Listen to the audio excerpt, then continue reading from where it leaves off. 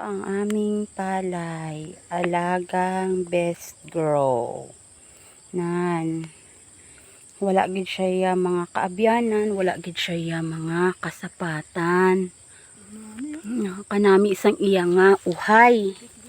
Kay nga ang iya uhay, ano pa lang na ha, bag ulan na sila buswak.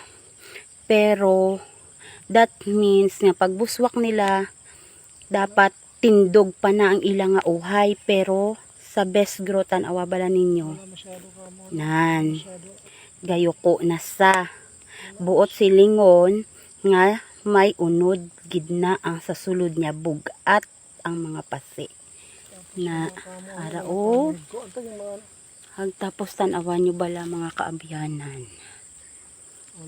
wala gid siya tinlo ang amon niya ano ay humay na amo na pag nag best grow ka mga kaabyanan, mami gid na tatay ko na iya ang nag-usar gid na mismo kag proven gid na siya ya.